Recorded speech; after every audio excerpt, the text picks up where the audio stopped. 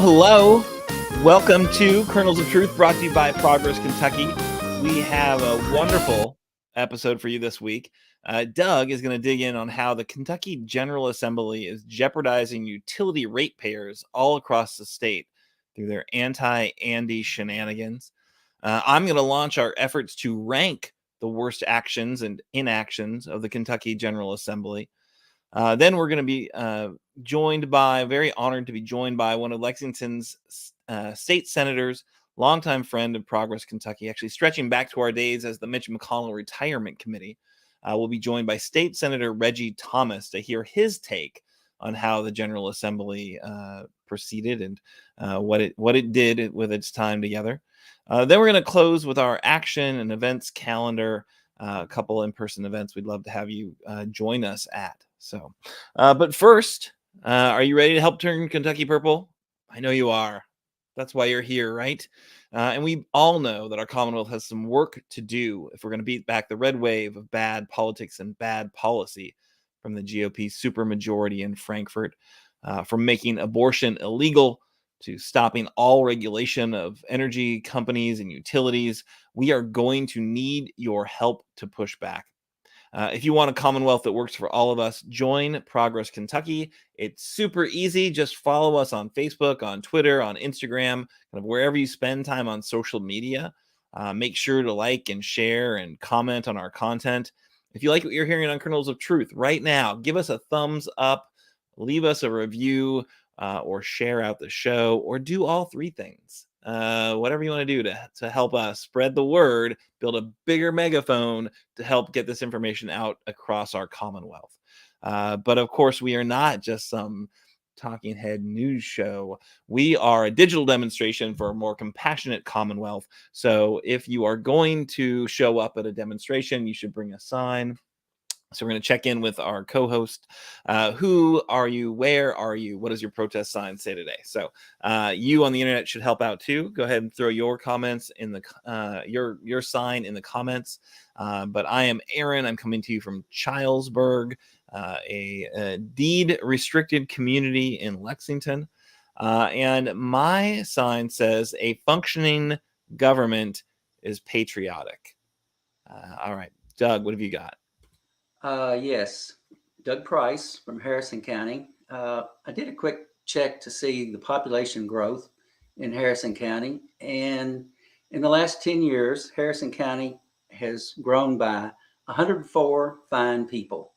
So we still got lots of room for growth. I always like to, my protest sign always has something to do with what I'm going to be talking about. So my protest sign says, the Republican-controlled General Assembly is over, but repercussions continue. All right. I like it. And I think, there's a chance we might be joined by another co-host this evening. We'll see what happens. And if we are joined by the divine Miss Kimberly, we will check in on what her sign says. All right. So I think we're going to just jump into news of the week. Because it's been a week and there's been some news and there's some things we definitely want to cover. And actually, Doug has the first story to kick it off, a really important, impactful decision by the Kentucky GOP supermajority and how they behaved with Andy Beshear. All right, what do you got for us, Doug? Yes, thanks, Aaron. It seems like our state GOP has been taking notes from Mitch McConnell's former leadership of the Senate. If you don't like what a government agency is doing, keep it from doing anything. I'm going to talk about the lack of the Senate to approve a couple of members of the Public Service Commission. There are a lot of intricacies in this matter. I reached out to our attorney, Anna Whites of Frankfort, and as usual, she provided a wealth of information. The governor nominates people to boards based upon information provided to him by others, including boards that are set up through legislation. The governor has no constitutional power to appoint. That power comes from the enabling statutes for each commission or board. If there is a vacancy, then the governor can appoint someone pending approval of the General Assembly. In this case, last year, the governor appointed Amy Cubbage, who was his former general counsel and Mary Ann Butler, a former Democratic member of the Louisville Metro Council and employee of Louisville Gas and Electric / Kentucky Utilities.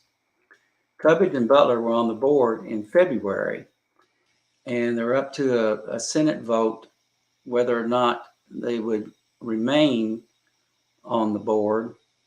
And the vote to keep Butler on the board failed in a Senate committee. So as of March 2022, Butler and Cubbage are no longer on the board, leaving the board with one member, the chair, Kent Chandler. Chandler's service on the board started in July 2020, and he too is a Governor Beshear appointee who apparently was approved by the Senate committee along with approval by the Senate. Quoting from the Lexington Herald-Leader, Senate President Robert Stivers said that I have been contacted by numerous people about the functions of the PSC and how they have operated since this nomination has been put before us and what other. He was talking about Butler and Cubbage. He used the words dysfunctional, not responding, plans about how to level the cost of skyrocketing electric bills. And these are the kind of things that we get input about. Senator Damon Thayer noted that Mrs. Cubbage did not have enough votes to reappoint her, so they just did not allow a vote. Thayer notes that the governor can appoint others if he wants to. As I understand, if he appoints new people, then their names have to either be approved by the Joint Interim Committee on Energy, or if not approved, then the Senate gets an opportunity to deny these new members or approve once the General Assembly is back in session. Between appointment by the governor and the next General Assembly, the new members can continue the work of the PSC, but a denial in the next GA means we are back to where we started. Why is this so important? There is a proposed merger that the PSC needs to meet and discuss in approximately 2 weeks. Of course, the board does not have a quorum, as now there is only one member on the board, and my expectation is that a quorum constitutes 3 as opposed to 1 or 2. I predict the governor will appoint a couple of people within the next week, so at least the new members can start reviewing a myriad of details about a proposed sale of Kentucky Power. Kentucky Power is being bought by Liberty, a subsidiary of a Canadian company named Algonquin Power. Liberty operates in 12 other states and agreed to acquire the Kentucky operations of American Electric Power in a transaction valued at $2.8 billion.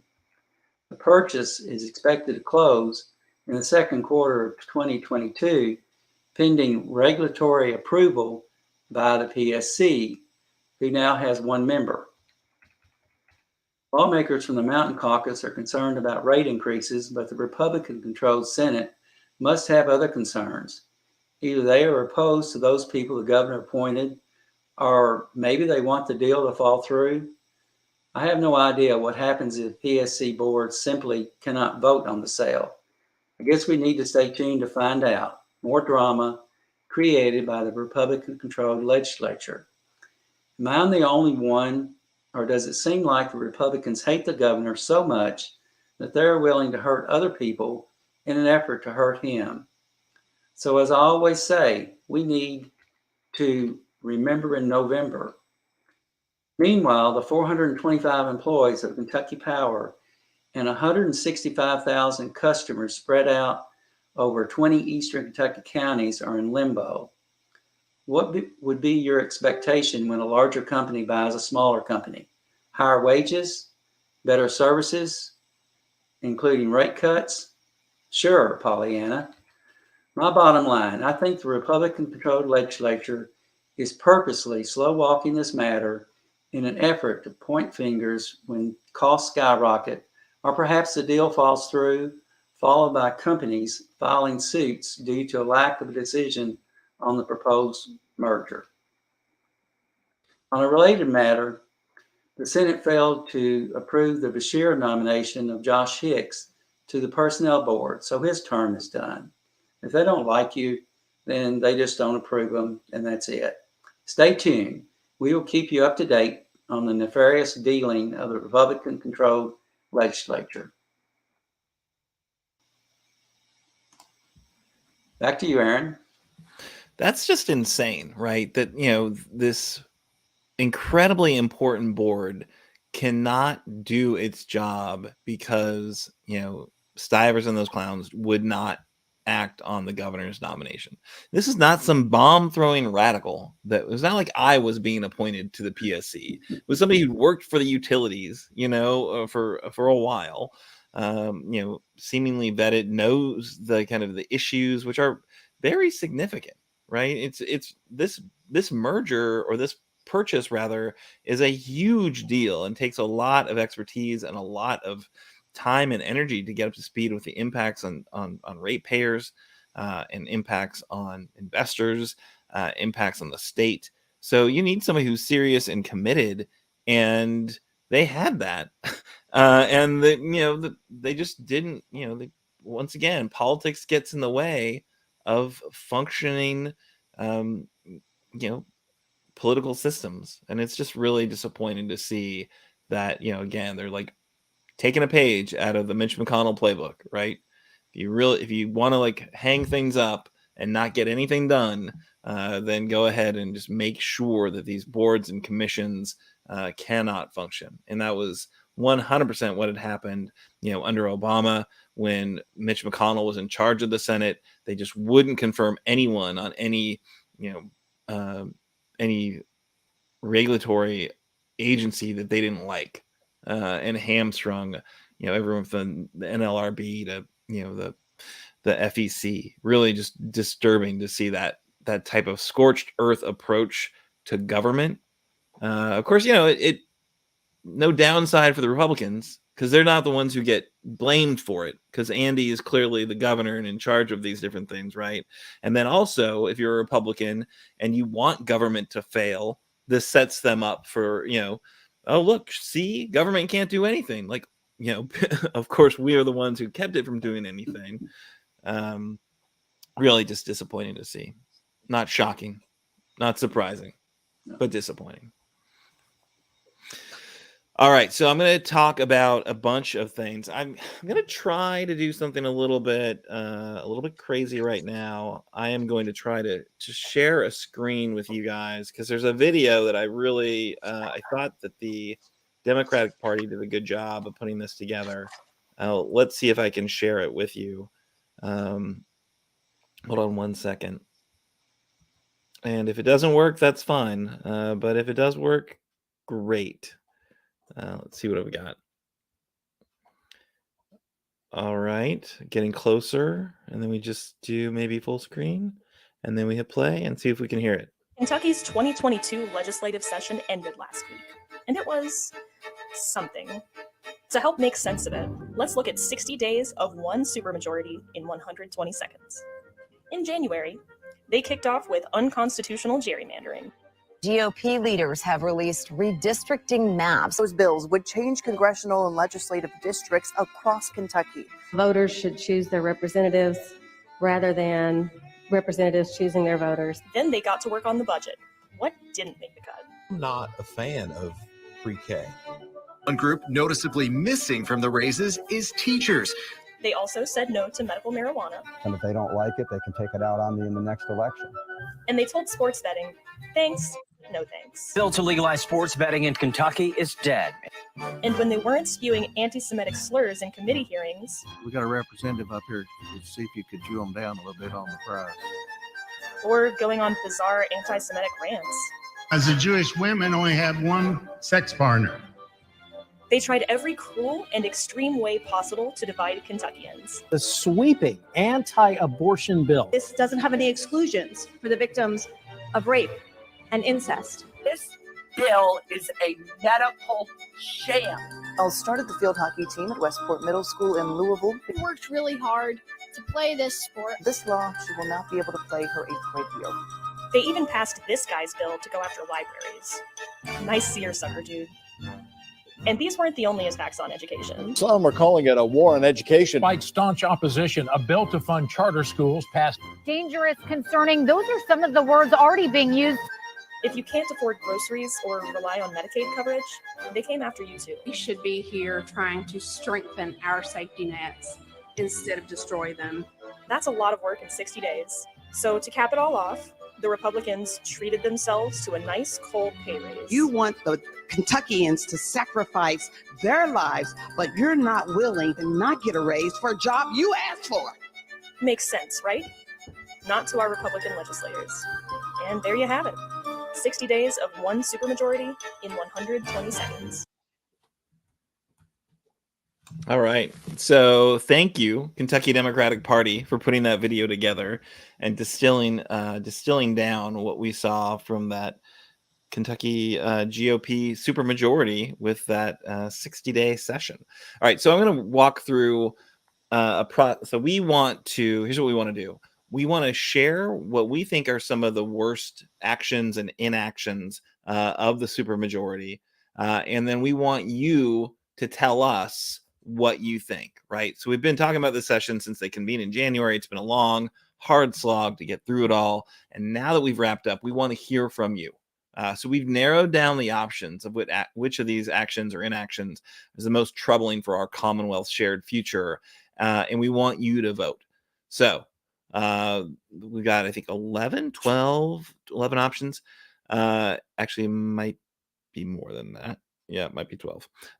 So number one, though, got a lot of attention. They made abortion illegal. The 2 clinics in Kentucky, I think, have halted even their medicine-based abortion non-surgical options kind of immediately, thanks to HB 3, which was passed. It was vetoed, and then the veto was overridden, immediately took effect, despite strong organizing and a lot of opposition and lawsuits. But we're now, Kentucky's one of the leading states to stop abortion. I think it's us and what was the other one? Oklahoma, I think, perhaps, just recently halted everything. So the second option of worst action or inaction, they decided to keep insulin expensive.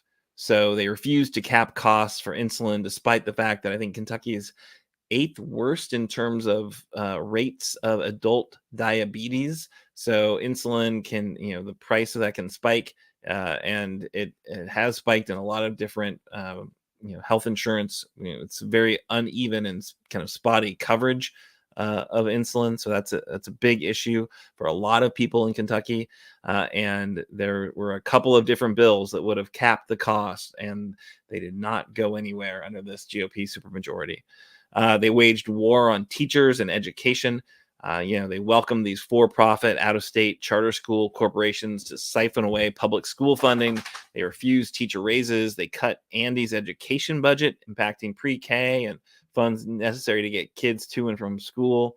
They forced political considerations into the teaching of history, that whole CRT fight. So a lot of different elements. And we spent a lot of time talking about this war on teachers and education. We did a special live stream about it. We tried to do everything in our power to get phone calls in to stop them from overturning the veto of HB 9, which was the charter school bill.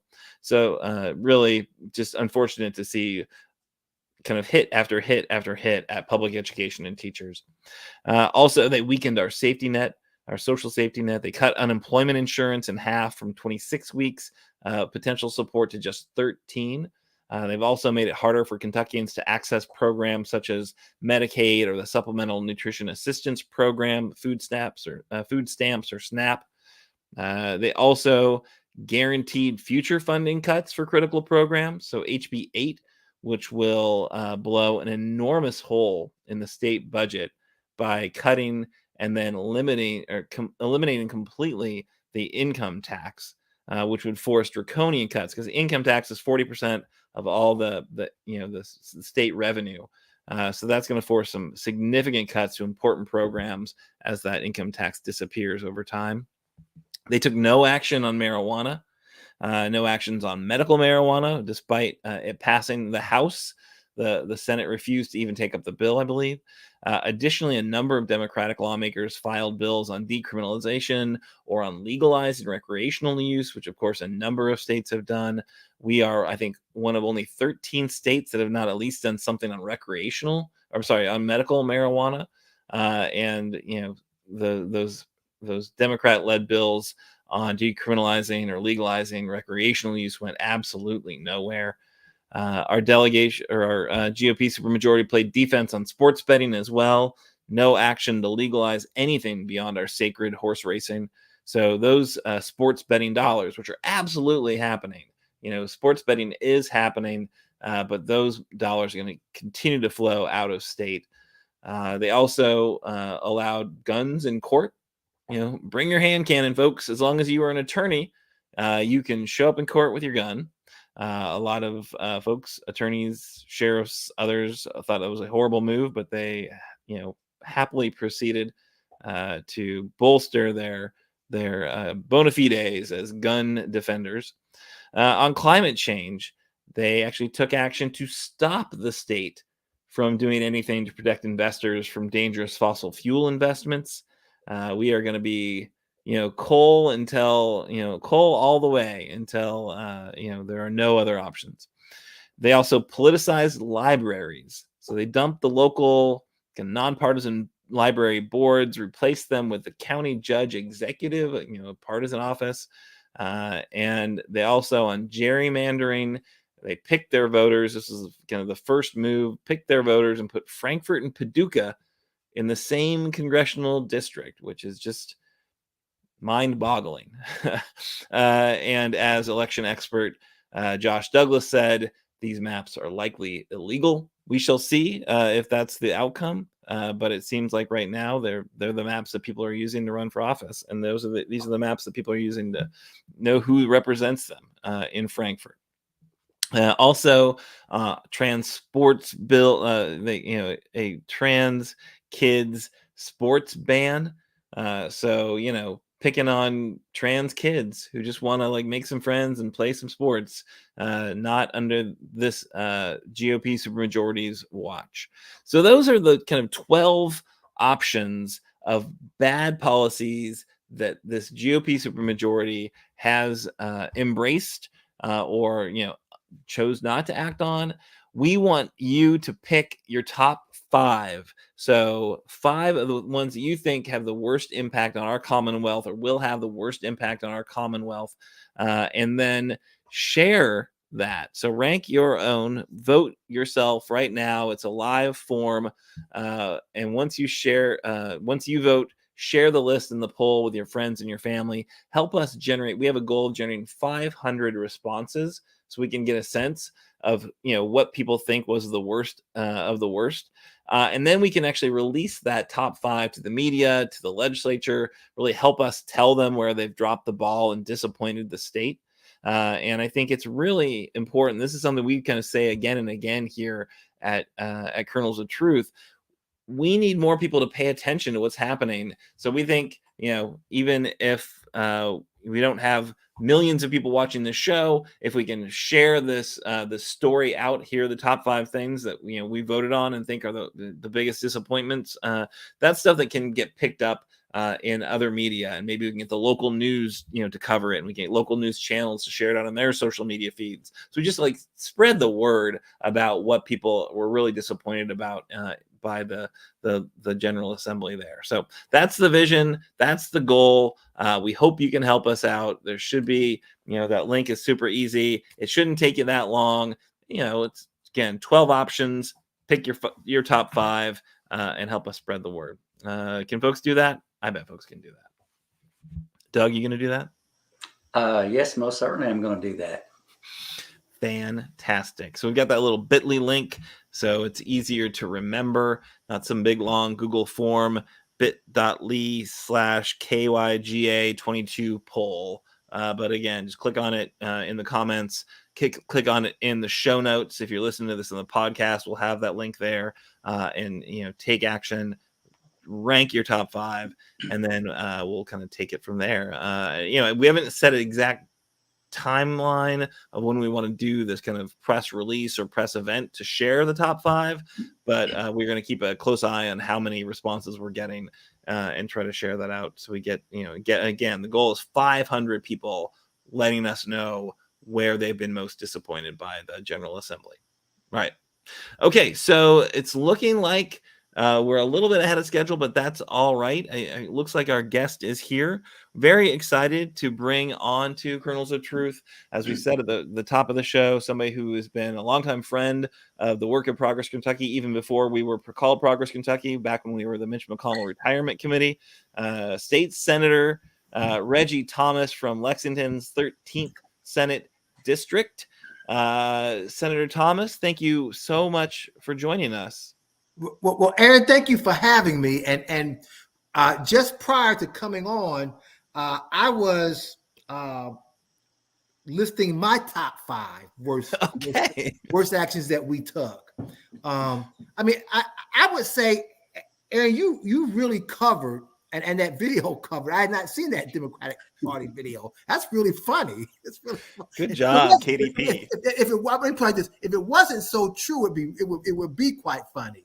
But really, it's very sad and disappointing when you think about the missed opportunities that we suffered in this legislature. It's just really sad, Aaron, how we're just not moving the ball forward. I mean, we had $4 billion, Aaron, to spend $4 billion, and I recognize that some of that needs to go into the rainy day fund. I don't disagree with that, but to set aside money for tax cuts for the wealthy, to not fund universal pre-K, to not do more in the area of economic development. I mean, really, just to snub your noses up at teachers and almost like basically put teachers in the toilet by not giving them pay raises or put money in for personal development. It's just frustrating how we have such great opportunities in this state, and we really, really don't. As I said, we don't want to move the ball forward, not do anything to try to better ourselves.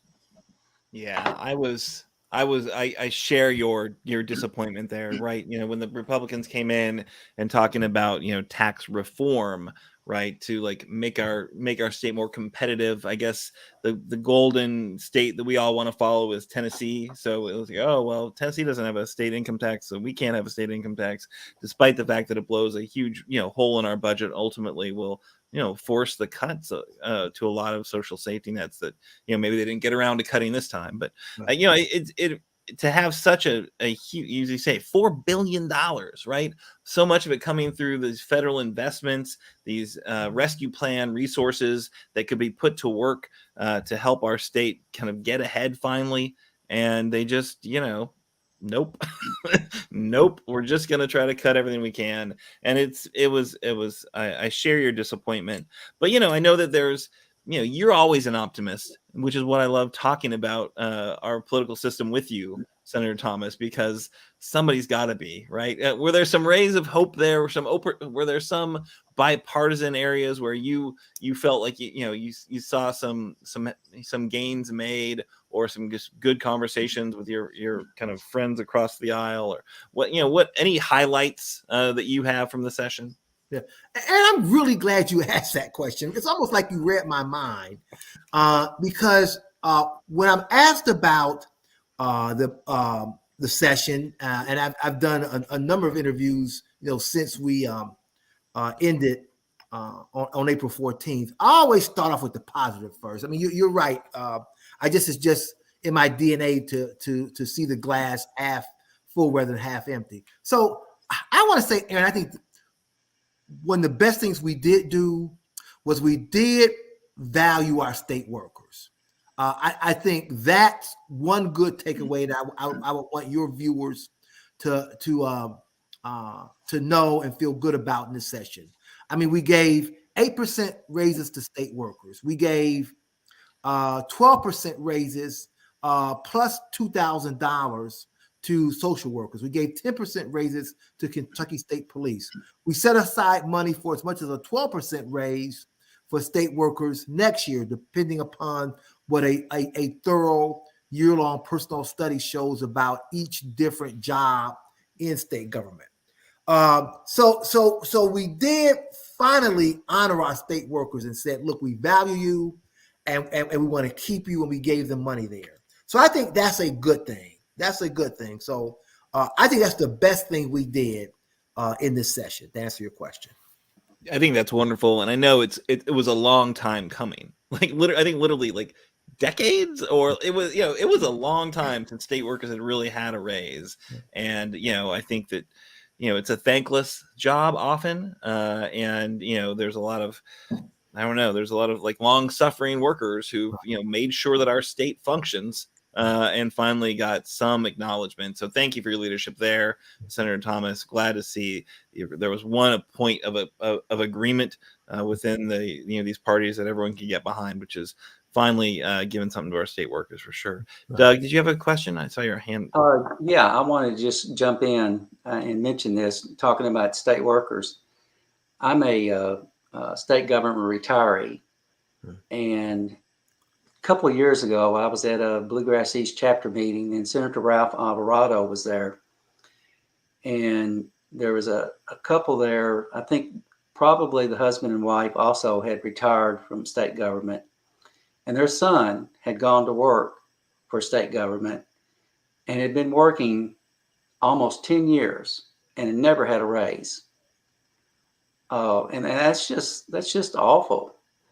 So I agree. I'm so happy that for the current employees that was able to be pushed through, because it was so needed. Losing a lot of people to good people who care about helping the public and that kind of thing, and just moving on, because if you don't get a raise in 10 years, cost of living goes up and everything like that, housing and food and taxes.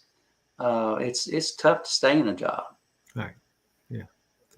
So Doug, I agree. And Doug, you might remember you've had me come to some meetings that you've hosted. I've been to a couple meetings that you've hosted, and one of the things we didn't do, and Aaron can add this to his list, is that we did not give cost of living raises to retirees. Those state retirees haven't had a cost of living raise now, Doug, as you know, in 8 years, and we fumbled the ball on that. I think that's worth adding. I think that's worth adding to the list for sure. But I guess I don't know. It's just such a challenge, and I hope we got a bunch of elections coming up, and I hope this is this list, and I hope that this this video helps people understand what was happening there at Frankfurt. I don't think, I've said this before, and I'll say it again. I'll probably say it every single week we go live. I don't think people pay enough attention to what's happening up there in Frankfurt, and I don't know this is what people if this is what people voted for in sending these historic GOP super majorities to Frankfurt, is to come back with this type of activity. But that said, if we don't get the word out, and if we don't tell people and we don't show people kind of what's at stake here, then I guess it's on us. But I think it's really, really important that people pay attention to state government. And we've been out there knocking on some doors. Senator Thomas, we've done some kind of nonpartisan canvassing. We weren't going out to try to get anyone elected. We were just trying to go out and have some conversations. And what we found is that there's just a lot of there's a lot of cynicism, there's a lot of skepticism the government's going to do anything to help you out. But what I thought was very very informative was that everyone saw that Andy was working for them, was trying to get stuff done. They weren't necessarily aware of what kind of roadblocks were being thrown at him every week, but they knew that he was getting up there throughout this pandemic and doing the best he could to kind of help people keep people safe. His hands were tied in a lot of different ways. So I think it's really important that we do underscore leadership matters. Right. And we have a great leader, and it's important that we show how the Democrats are trying to support him and give him some of his power back and help meet him kind of, where they are. But the Republicans have been largely just, roadblocks to anything useful getting done. So that's kind of my take on it. I don't know what you think, seeing it firsthand. What's the relationship look like from that GOP supermajority and the governor and the work that he's trying to do. Well, and again, you make a good point, and let me add 2 footnotes to what you said. One, we're now hopefully, the jury's still out yet, but it looks like we're finally through with the pandemic after 2 years. Okay, and when you look at what the governor did in his first 2 years of office in minimizing COVID cases and COVID deaths compared to his counterparts in this region, I mean, you really have to be impressed with that. And the actions he took and the information he provided to Kentuckians. I've heard more and more people, I mean, Democrats and Republicans, talk about how impressed he was, how impressed they were with his, with his daily announcements, and again, how he tried to minimize that, and he did a really good job on that. And let me add to that the vaccination rate here in Kentucky, which is the third best of all the southern states. So you got to give him a lot of credit for the way he handled COVID, cases, deaths, vaccinations. And then in addition to that, Aaron, and I know we're here to talk about the legislature, but since you brought the governor up, the fact that in his 2 years in office, he's brought Kentucky over 20,000 jobs. I mean, he brought the Ford battery plant to Hardin County. He just brought another electric vehicle battery plant to Bowling Green. I mean, we are positioned now, Aaron, to be the leading electric battery truck plant in America. We're going to produce more electric battery trucks than any state in this nation, adding 20,000 jobs. I mean, that's more than any other governor has done in 4 years. He did it in 2 years. So he's done a tremendous job. I mean, I think you just have to look at the facts and just say, give a tip of the hat to him. Absolutely. I think those 2 plants alone, those EV battery plants, that's the transportation of the future. The fact that Kentucky is home to this, will be home to this amazing manufacturing power for these electric vehicles. I'm horribly biased in terms of EVs, but I do think this is really exciting times, and it just goes to show the governor had a vision, worked with companies to make it happen, and I know a lot of folks in Michigan. And they're not happy about the fact that that Ford made that investment here. So kudos to Andy stealing that away. From just let me add, Aaron, that crawl that came across the bottom of the screen that had 2,000 jobs, it should be 20,000. I may have misspoken about that, but it should be he's added 20,000 jobs in Kentucky in his 2 years. Yeah, because it was 5,000 with Ford and 2,000 with the most recent battery plants. There are lots of other, lots of other projects are happening as well. So 20,000 total. We will correct that and make sure that we get the record correct on that one. But yeah, good point, Senator Thomas. Thanks for pointing that out. But what did you see there in terms of the Senate, and how they were interacting with the governor? And is there anything he can do, or are they just always going to complain about the governor? Well, there are a couple of hidden issues here, Aaron, that I do want to bring to your attention about, please, the interaction. Number one, why I've said that I think the number one theme of this legislative session has been missed opportunities, and I stand by that. I think a second major theme is the way they wanted to take away or restrict the governor's power. They did that in 9 different ways with bits and parts of legislation, such as restricting his ability to appoint people to the Prosecutor's Advisory Council or the Kentucky Law Enforcement Council, or not allowing him to bring suit here in Kentucky to challenge the constitutionality of an action that only the Attorney General could do that, which I think is blatantly unconstitutional. I think a court will see through that. But there were many, many minor ways in which this Republican-led legislature really sought to take away power from the governor. I think that's a secondary theme that if you look at what was done, it was very clear that that was one of their goals. And the governor vetoed all those bills, but because of the supermajority, they had the power to overcome those vetoes. So that's a hidden. That's one of the hidden items, of this legislature. Yeah, I think that's totally right. And it seems like,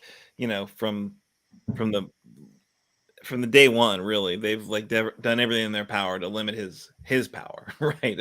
And it was, just really disappointing to see, what I thought were like smart vetoes, well-reasoned, if you read his veto memos, made a lot of sense to why this legislation was not the way to go.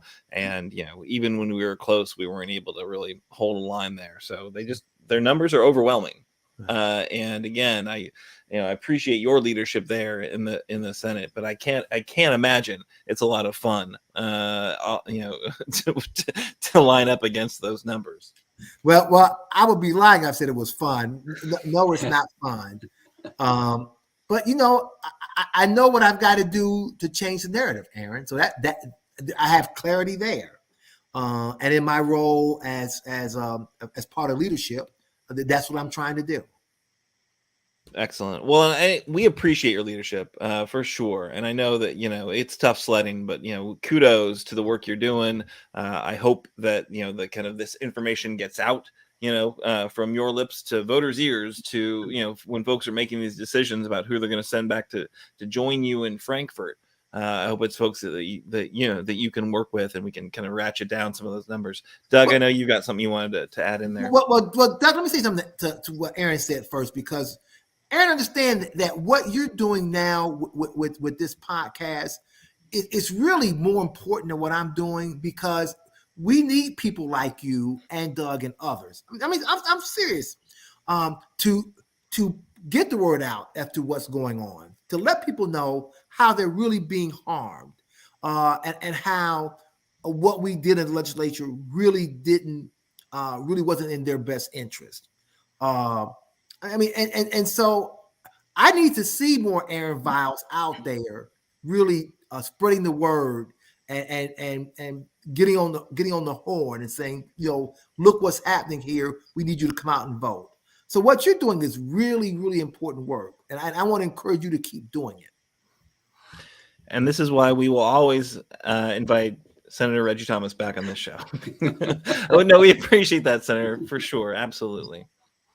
Doug, what do you got? I get a question. Yeah, we do certainly appreciate that. What I want to ask you, and I already know the answer, but if I were a legislator and I was faced with what you're faced with, every day you go to the Capitol, every day you're in a meeting, a committee meeting, every day you're on the Senate floor. How do you do that? You're trying to make a difference, but there's just, in this Republican-controlled legislature, things like the veto override overdue on SB 167 that happened, the library bill that happened in the House, just things that are totally crazy. How do you go to work every day facing that? Doug, it's amazing. I mean, I've been there 9 sessions now. And for some reason, this session, I've gotten that question probably more this time than I have in the other 8 sessions combined. I guess it's something about my facial expressions on the Senate floor, or pictures that are taken up of me, or the way I look when I get up and make a floor speech. But I will say this, Doug, in all sincerity, I asked for this job. I ran for this job. I sacrificed for this job.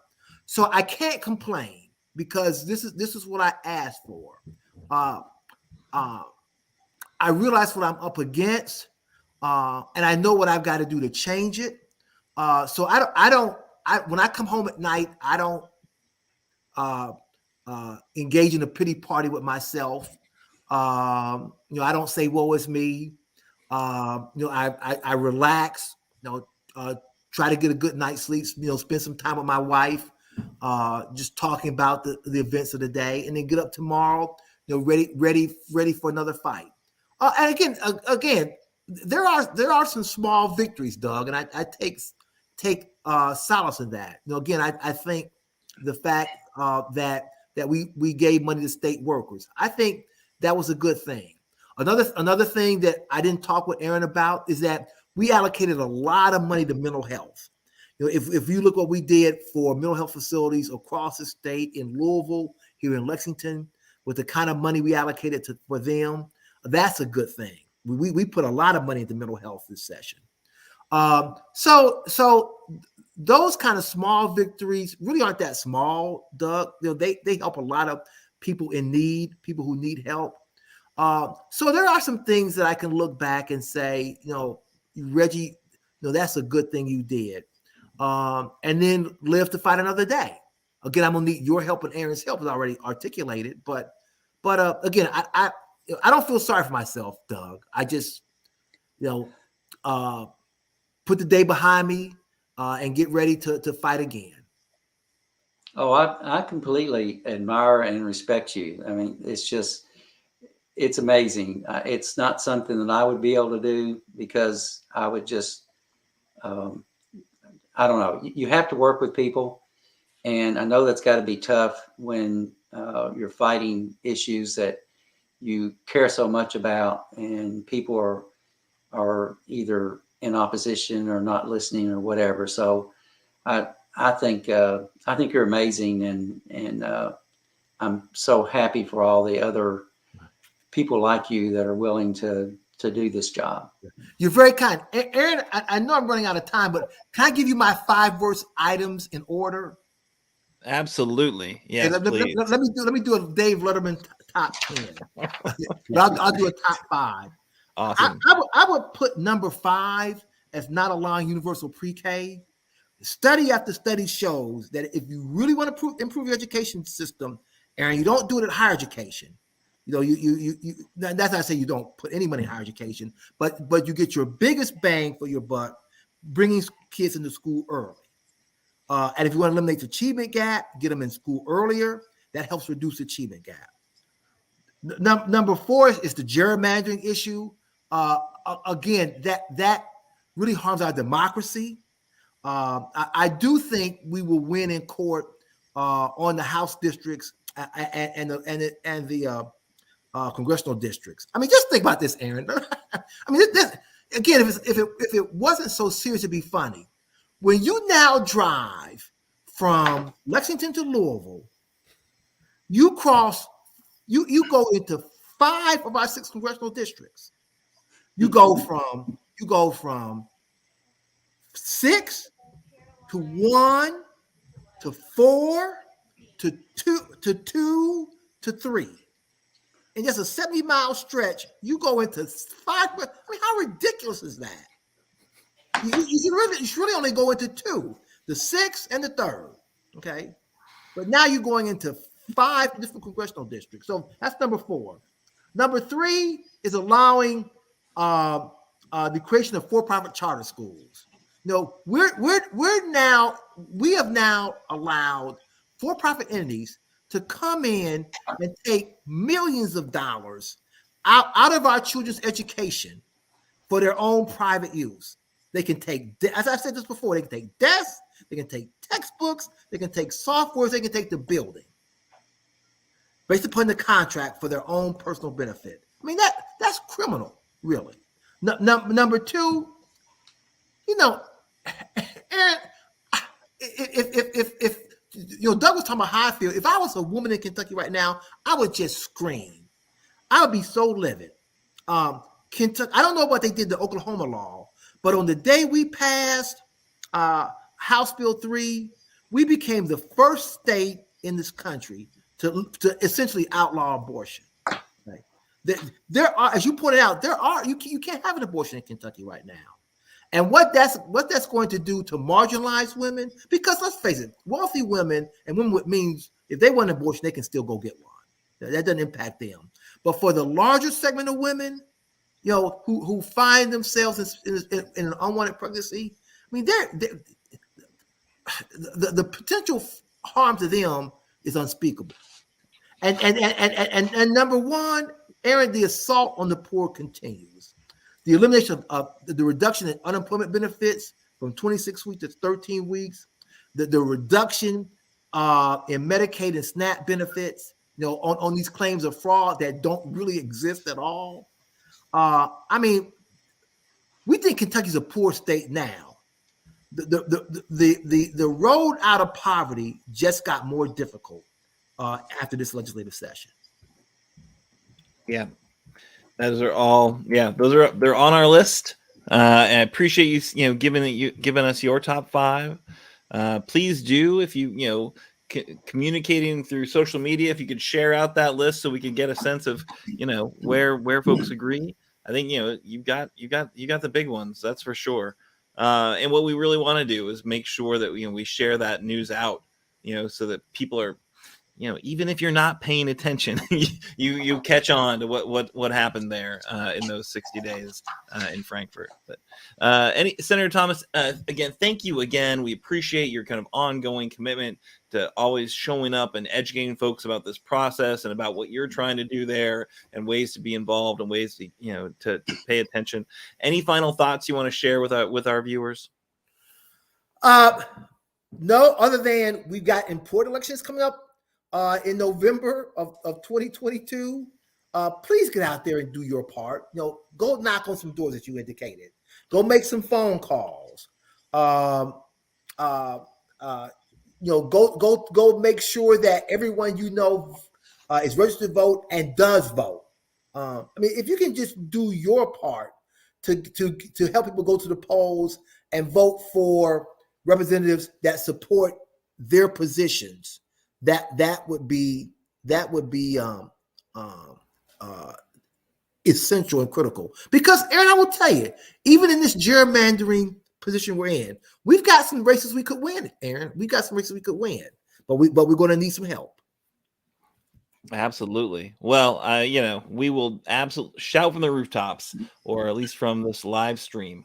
Get out there, get involved, pay attention, local, state level, whatever we can. Like, elections matter; they have consequences, and what we're seeing right now with these 12 options, and you're picking your top 5, is that these are some significant consequences that we're going to need to deal with for years to come. And some of this stuff, and certainly if we can't change the math back in Frankfort, we're going to see these impacts absolutely pile up, unfortunately. So, Senator, thanks again for taking time out of your busy schedule to join us, and thanks again for your work in Frankfort. We appreciate all you do and the hard work, and keep it up. Thank you, Aaron, and thank you, Doug. Thank you. All right. So we really excited again to have Senator Thomas join us. He's one of the good ones. He works awfully hard back there. So what we're going to do is a quick call to action events calendar. I've got a couple of events, and then a call to action, and then I think we'll throw it to Doug to close because why not? Let's get crazy. All right. So if you want to get involved, there's a great, easy way to do it. Friday, we're going to be at the Together Frankfort Earth Day event. That's going to be at the Ward Oates Amphitheater. It's on the river. It's from 5 to 8. There's going to be organizations like Progress Kentucky and other groups. I think we're going to be sharing a table with Kentuckians for the Commonwealth. Deborah Grainer's amazing organizer that we're excited to work with, put this event on our calendar. There'll be vendors. There's going to be speakers. And actually, one of the really interesting speakers, there's going to be Judge Philip Shepard. So, he's on the state Supreme Court, but before he was Judge Philip Shepard, he was the secretary of the Kentucky Natural Resources and Environmental Cabinet. So he's got some very significant environmental bona fides, and now he's got to be considered to be one of the most important elections to get involved with and support in our state. He's a very important voice on the state Supreme Court and in that Frankfort position as well. So come and hear him and hang out with us. So that's going to be there on the river. There's a Facebook event to find out more details. All right. And then on the 23rd, the Kentucky Poor People's Campaign is going to have the Forward Together Community Festival. This is from 1 to 4 at Central Park in Louisville, part of their lead up to a Washington mobilization. So they are doing a big event in DC, but come out, meet folks, learn more, join up. Again, that's at Central Park in Louisville on the 23rd, April 23rd, from 1 to 4 o'clock. All right. So we need you. Progress Kentucky needs you. We are not messing around. We're going to make our state more politically engaged. You just heard from Senator Thomas about how important that is. We got to win more progressive representation. We have got a plan to do it, but we need your support to make the plan a reality. We need you to join our team. So we need a newsletter editor. We need some social media managers. We need some folks who can phone bank our members and get them engaged, and phone bank potential voters to engage them. And it just takes some support to make it happen.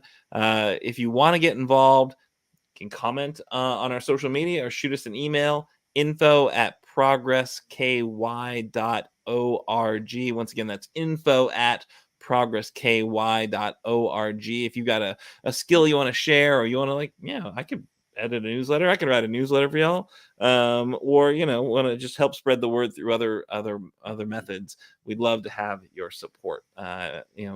It's not we can't turn Kentucky purple with 3 people, 30 maybe 30, 300 would be easier. 3,000 even easier. So we got a plan to do it, but we need many hands to make it possible. So all right, and then I'm going to throw it to my friend Doug Price to close us out from this fine episode. Thanks, Aaron. We'll be back next week. We don't have the program lined up just yet, but on May the 11th, we'll be joined by the 3 progressives running for at-large spots on the Lexington City Council. May 17th is fast approaching. We want to continue to help voters sort out their options and learn about the local elections process. Log on to hear from Dan Wu, Aaron Farr, and James Brown. Progress Kentucky is a nonprofit organization registered with the Kentucky Secretary of State, organized as a 501c4, and affiliated with the Indivisible Project and the Commonwealth Alliance Voter Engagement. Progress Kentucky's goal is to educate, organize, increase voter turnout, and advance a progressive agenda through civic engagement. Our logo and some graphic content is provided by Couchfire Media. Couchfire ignites multi-camera, live stream, educational, and commercial video production content. More information can be found at couchfiremedia.com. Production this evening was by Nate Orshan. Thanks so much for your help getting Kernels of Truth out to the people, Nate. We can always count on you. The Jones Report is a weekly live national local news talk and conversation show that occurs every Sunday at 7 p.m. It's hosted by Mike Breuer, Betty Foster, and Kimberly Cecil Jones. Kimberly is usually a co-host on the show, but she had a conflict tonight, but she'll be back next week, I expect. The Jones Report radio program can be found on Facebook at the Jones Report Radio. Thank you, Nate, for the theme songs. You can find more information and music at natosongs.com. If you miss our weekly live stream on Facebook, don't worry. You can rewatch shows and see our source links on Facebook. Or audio podcasts are available on Apple, Google, Spotify, and wherever you get your podcasts. Thanks for joining us, and we hope to see you next week.